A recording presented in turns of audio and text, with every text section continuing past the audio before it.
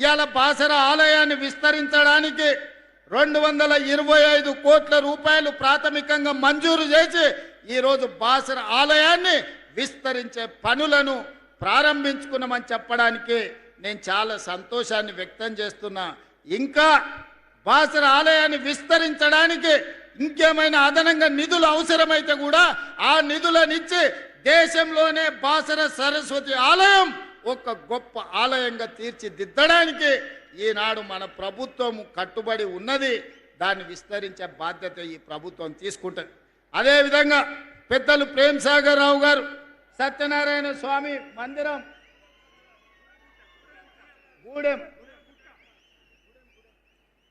గూడెం సత్యనారాయణ స్వామి ఆలయం వారు ప్రతిపాదన చేసిండ్రు.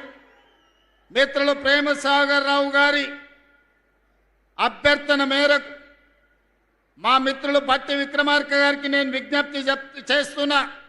గోదావరి పుష్కరాలు ఏదైతే మనం కార్యక్రమం తీసుకున్నామో బాసర నుంచి భద్రాచలం వరకు ఏదైతే మందిరాల అభివృద్ధి అనుకున్నామో అందులో మొట్టమొదటి ఆలయ అభివృద్ధి కింద గూడెం సత్యనారాయణ స్వామి ఆలయాన్ని అభివృద్ధి చెయ్యడానికి ఈ వేదిక మీద నుంచే మనం నిర్ణయం తీసుకుంటున్నాం.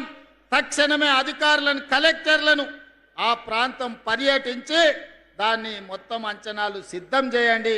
ఈ మందిరాన్ని అభివృద్ధి చేయడానికి కూడా నిధులు మంజూరు చేస్తామని చెప్పి నేను ఈ వేదిక మీద నుంచి నేను చెప్పదలుచుకున్నా.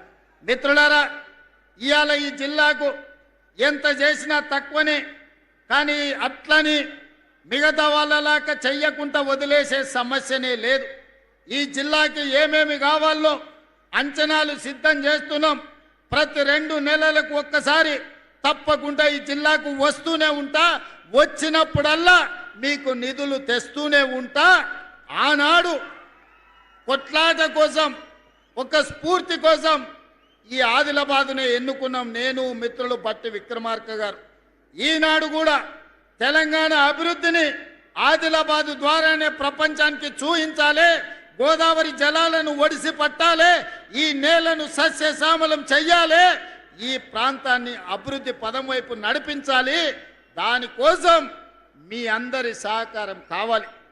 ఇవాళ మా ప్రభుత్వానికి ఇందిరమ్మ ఇండ్లు ఇచ్చినా, సన్న బియ్యం ఇచ్చినా, ఉచిత కరెంట్ ఇచ్చినా, ఇంటికి ఉచిత కరెంట్ ఇచ్చినా, రైతు రుణమాఫీ చేసినా, రైతు భరోసా ఇచ్చినా, షాదీ ముబారక్ ఇచ్చినా, కళ్యాణ లక్ష్మి అందించినా, ఏ కార్యక్రమం చేసినా పేదవాడి కళ్ళల్లో ఆనందం చూడాలి.